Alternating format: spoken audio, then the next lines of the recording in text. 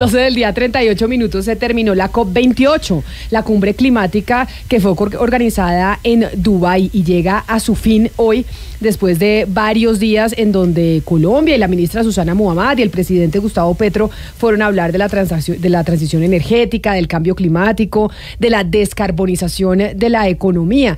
Pero eso de verdad de dejar de usar petróleo, de la descarbonización de la economía, de volvernos líderes en estos temas, ¿es factible o no? ¿Qué conclusiones deja COP28 terminando el 2023? El profesor Esteban Rossi es consultor y desarrollador de proyectos de carbono y nos acompaña a esta hora en Blue Radio. Doctor Rossi, bienvenido, mil gracias por acompañarnos. Muchas gracias, buen día, buenas tardes. Y ¿qué conclusión se puede sacar de lo que pasó en esta COP28? Es decir, todos los planes que se propusieron y la agenda y el discurso con el que fue el gobierno de Colombia, ¿son factibles que se materialicen o no? Ahí hay, digamos que varias consideraciones importantes que hacer antes de poder decir si estos compromisos son factibles o no. Yo resaltaría dos cosas importantes de esta COP.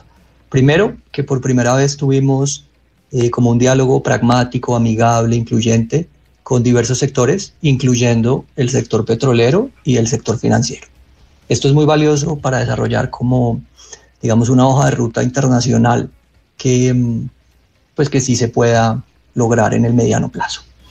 En cuanto a las grandes preguntas y digamos las implicaciones de lo que sí puede o no puede ser factible para un país como Colombia, el panorama es mucho más difícil y los resultados quizás se deben interpretar con mucha más precaución. Quizás el tema que preocupa o llama la atención o requiere como mucho más análisis en el futuro tiene que ver con el interés del sector financiero internacional en participar, invertir, apoyar la transición energética, pero quedándose con un pedazo del negocio de la energía.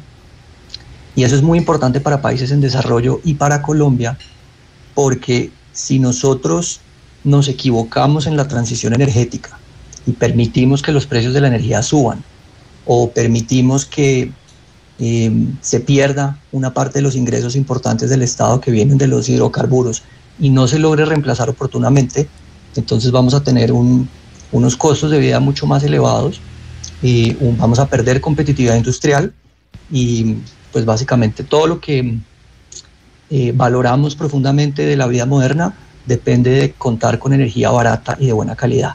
Y si eso cambia, tendremos unos desafíos grandes en el mediano plazo. Ese sería como el resumen, así como para empezar. Fíjese que hay un debate muy interesante sobre ese cambio y transformación a una energía mucho más limpia y ahí viene la utilización de algunos materiales que se deben explotar de la tierra, como por ejemplo es el cobre. Y en América Latina se ha dado un debate muy interesante sobre la minería y el impacto que tiene la minería con el planeta Tierra. La pregunta es, ¿cómo pretendemos cambiar a una energía mucho más limpia, a la utilización de recursos renovables, cuando de alguna u otra forma tenemos que explotar la tierra? Y aún así los ambientalistas dicen tampoco no a la minería. Coincido, esas son como las tensiones y contradicciones de la visión de la transición energética acelerada. Si tratamos de sustituir los hidrocarburos, que son el motor y la estructura de toda la industria y de nuevo, como decía, de las bases de la vida moderna, muy rápidamente nos encontramos con unos desafíos técnicos, logísticos y de implementación muy complicados.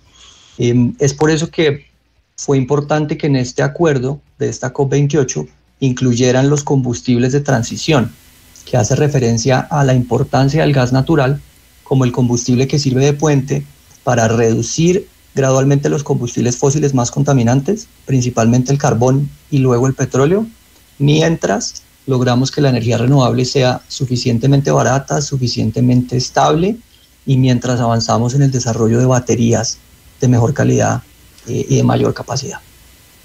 Señor Rossi, la ministra de Medio Ambiente, Susana Muhammad, dijo al cierre de esta COP28 que lo que se había pactado, lo que pactaron estos 200 países, sin duda es un paso adelante, pero, y le digo con comillas como lo dijo ella, no suministra el equilibrio necesario para reforzar la acción mundial.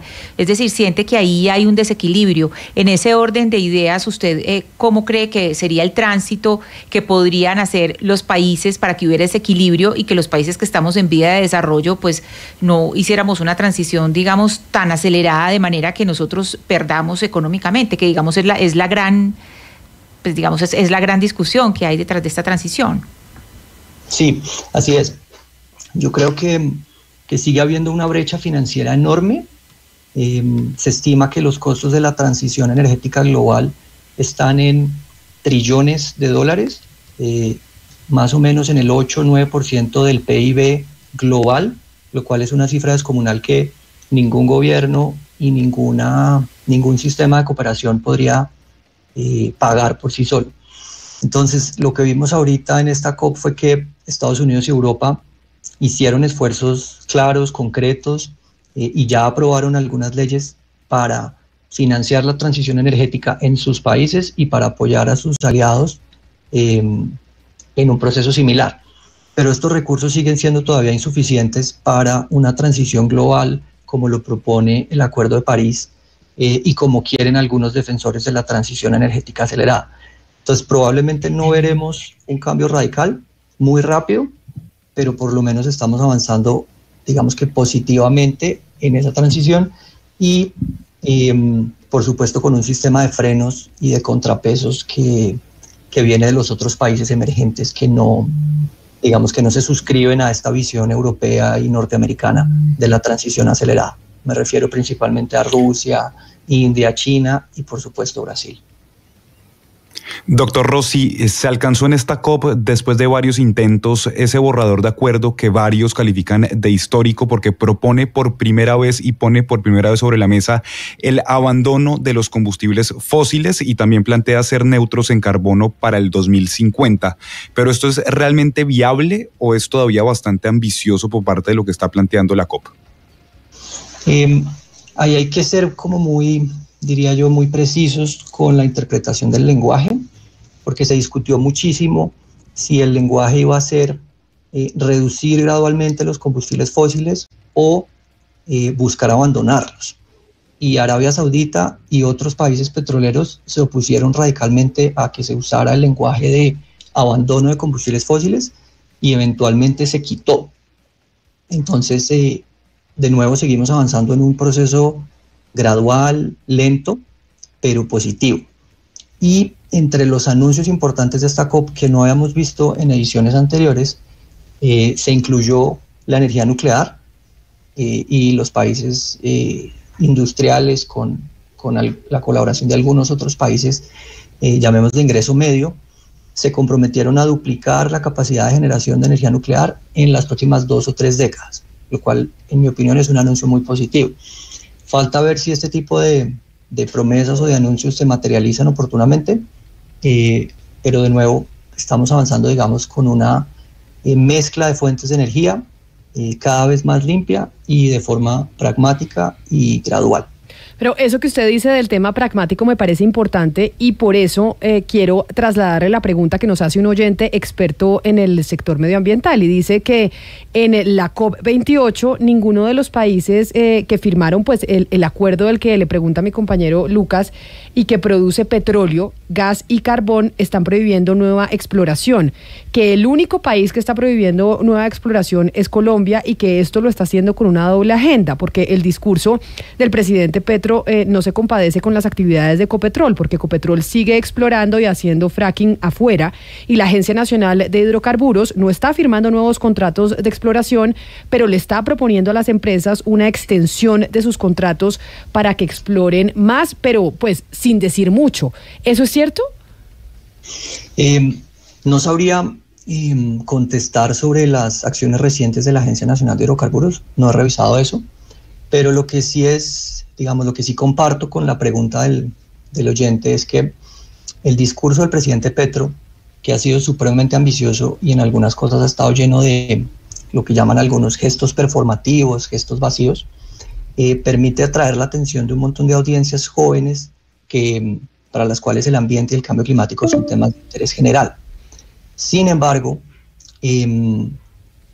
pues este discurso no está muy bien conectado con la realidad operativa de Ecopetrol en este momento, y es paradójico en muchos sentidos porque pues, Colombia está buscando acuerdos con PDVSA para que Ecopetrol y PDVSA trabajen de forma conjunta, y esto a su vez cuenta con el apoyo de Estados Unidos, que ha eliminado algunas de las sanciones sobre la industria petrolera venezolana. Entonces vemos cómo, y esto es bien paradójico, como Estados Unidos tiene un discurso bastante agresivo, pero es un gran productor y exportador de hidrocarburos. Colombia se suscribe a ese discurso de Estados Unidos y eso le genera pues, beneficios al gobierno de Petro, que ha recibido el apoyo del presidente Biden. Pero al mismo tiempo, en las realidades económicas y pragmáticas, Ecopetrol más o menos sigue con su plan de transición energética que viene desde mucho antes de la administración Petro y está buscando nuevas oportunidades de colaboración con PDVSA en Venezuela.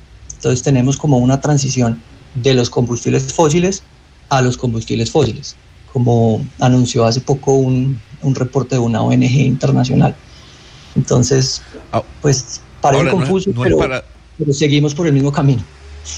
¿No es paradójico que en esta COP28 no haya estado presente Joe Biden, no haya estado presente Xi Jinping, más allá de que hayan enviado a emisarios, y que además se haya hecho en Dubái?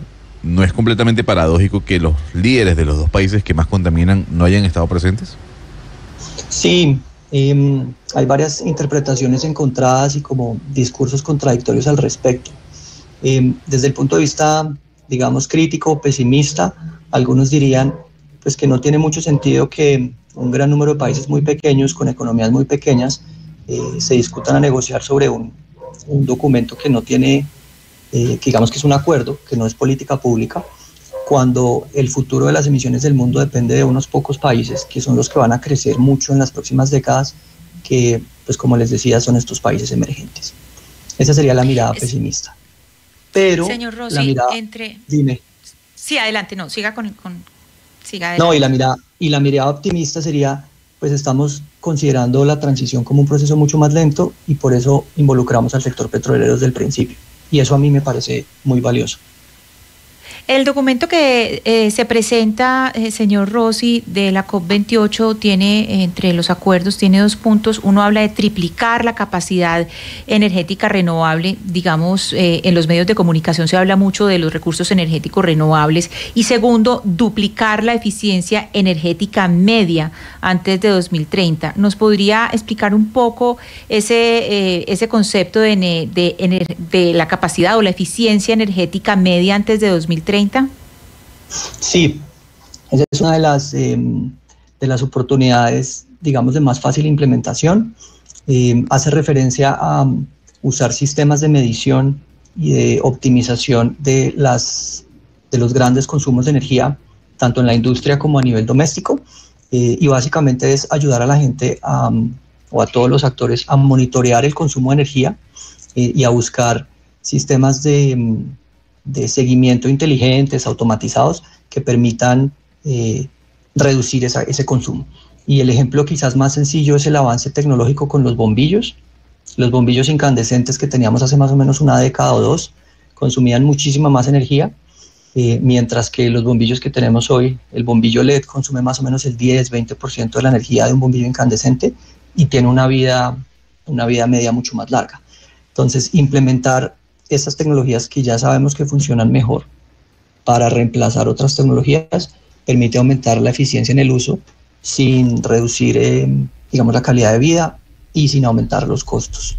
Profesor Rossi, yo sé que usted debió ver bien la puesta en escena, o más que puesta en escena, la propuesta del gobierno en el COP. Acá tuvimos a la ministra Muhammad y lo que nos dijo, que ya lo ha dicho, es vamos a importar pues gas cuando se acabe, porque igual pues no dejaremos que los ciudadanos dejen de tener energía y que no haya pobreza energética, pero nosotros no vamos a explorar más porque no le vamos a dar al mundo más reservas probadas de hidrocarburos. ¿A usted le hace sentido eso, que mientras Colombia encuentra otras fuentes limpias, las compra, las desarrolla, mientras importa energías, entre comillas, sucias, fósiles, dañinas de otros países?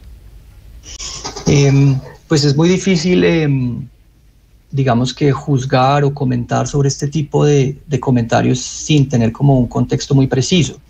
Entonces, más allá de entrar a comentar sobre una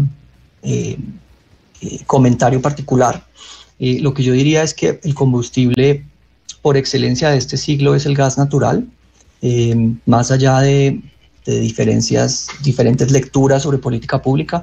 El gas natural es barato, es abundante, la calidad de vida que tenemos en las ciudades colombianas depende del gas natural. Entonces debemos tratar de mantener ese gas natural, utilizarlo de la mejor manera.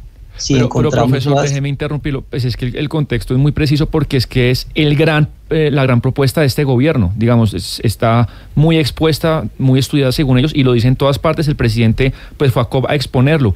No buscar más petróleo y gas nuevo en Colombia, y cuando se acabe ese gas o ese petróleo se importa de otros países, por ejemplo Venezuela, mientras Colombia va desarrollando pues otro tipo de energías limpias. Esa es la apuesta del gobierno y está muy explicada en todos los medios de comunicación. Ese es el contexto. No sé si usted está de acuerdo con eso y lo ve como algo realista y deseable. Yo no creo que eso sea muy realista. Yo no creo que eso, como comentábamos hace un momento, encaje perfectamente con lo que Ecopetrol está haciendo y va a hacer en el futuro. Yo creo que eso forma parte, como les decía hace un momento, del esfuerzo que está haciendo Colombia para alinearse con el discurso y con la visión de la transición energética que tiene Estados Unidos, pero eso puede cambiar en cualquier momento.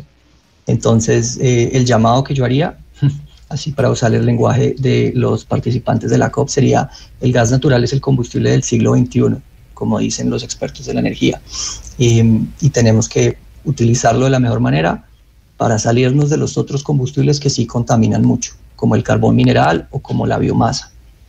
¿Colombia entrará en eso? Es la gran pregunta. Vamos a entrar en ese acuerdo, pero pues las cosas pueden cambiar. Claro. Es que quedan 2 años y medio de gobierno, las cosas pueden cambiar. No lo que se haga en este gobierno es lo que va a resultar para toda la vida en Colombia. No, claro, pero la postura de este gobierno por ahora es que se acaben las reservas de gas, que son 4 o 5 años, y cuando se acaben se importan de otro país. Claro, pero sobre las reservas vale la pena hacer una anotación ahí, si me permites.